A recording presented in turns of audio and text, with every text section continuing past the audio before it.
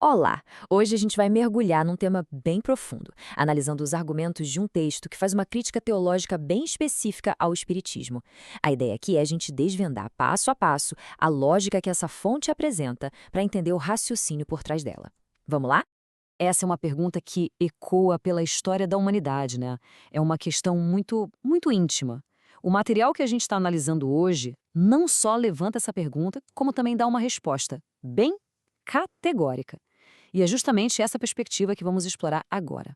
Então, para a gente acompanhar bem essa linha de raciocínio, o nosso roteiro vai ser o seguinte. Primeiro, vamos falar de uma esperança que atrai a todos. Depois, a crença que serve de base para tudo.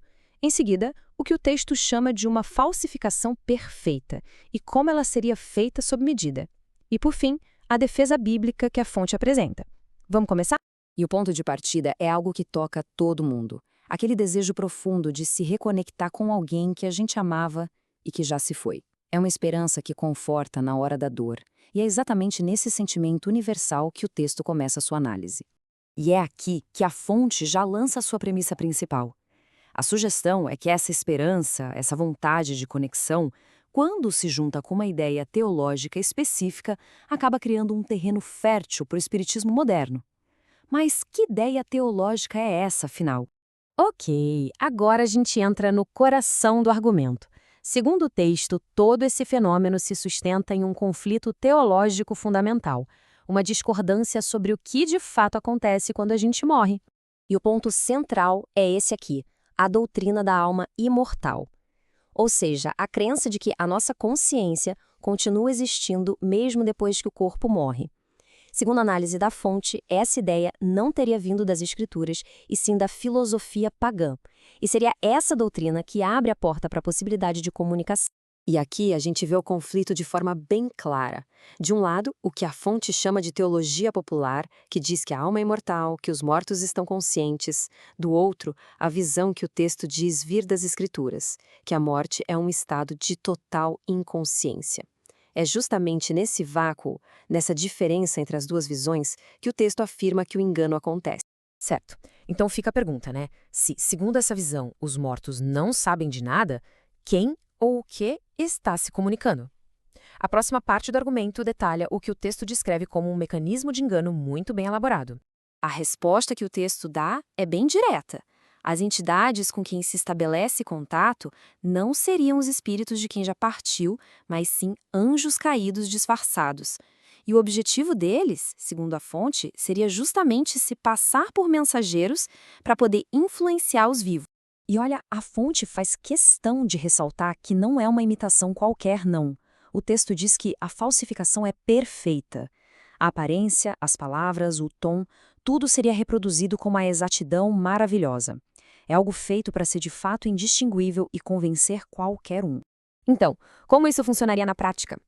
O texto descreve um processo em 3 etapas. Primeiro, a personificação. O espírito aparece como alguém conhecido para criar logo de cara uma conexão emocional. Depois, a verificação. Ele dá informações corretas, prevê alguma coisa para ganhar total confiança. E aí vem o passo final, a subversão. Com a confiança estabelecida, são introduzidas doutrinas que, segundo o texto, vão contra as escrituras. É basicamente o clássico morde a sopra, né? Uma isca para depois trocar o conteúdo. Mas a coisa fica ainda mais complexa. O argumento da fonte é que esse engano não é uma abordagem única, igual para todo mundo. Pelo contrário, ele seria cuidadosamente adaptado, feito sob medida para cada tipo de pessoa. A palavra-chave aqui é adaptação. A ideia, segundo o texto, é que as tentações são personalizadas para cada classe, cada condição, explorando as inclinações naturais de cada um para ter o máximo de efeito. Então, por exemplo, para um público mais intelectualizado, a abordagem seria sutil. A fonte diz que o espiritismo se apresentaria com temas elevados, com uma linguagem eloquente, apelando à razão, cativando quem tem orgulho da própria sabedoria. Já para quem busca mais os prazeres da vida, a conversa seria outra. A abordagem seria bem mais direta e, nas palavras da fonte, grosseira, falando diretamente aos desejos e oferecendo uma espécie de passe livre da responsabilidade moral. E o ponto final dessa linha de pensamento, de acordo com o texto, leva a essa ideia aqui. O desejo é a lei mais elevada e que o homem é responsável apenas perante si mesmo. Ou seja, a liberdade passa a ser vista como a ausência total de qualquer regra ou responsabilidade externa. Beleza, depois de apresentar todo esse cenário, a fonte chega na sua conclusão, que é a sua interpretação das escrituras como a defesa definitiva contra tudo o que foi descrito. E essa defesa se apoia em alguns pilares. Primeiro, a afirmação bíblica de que os mortos estão inconscientes.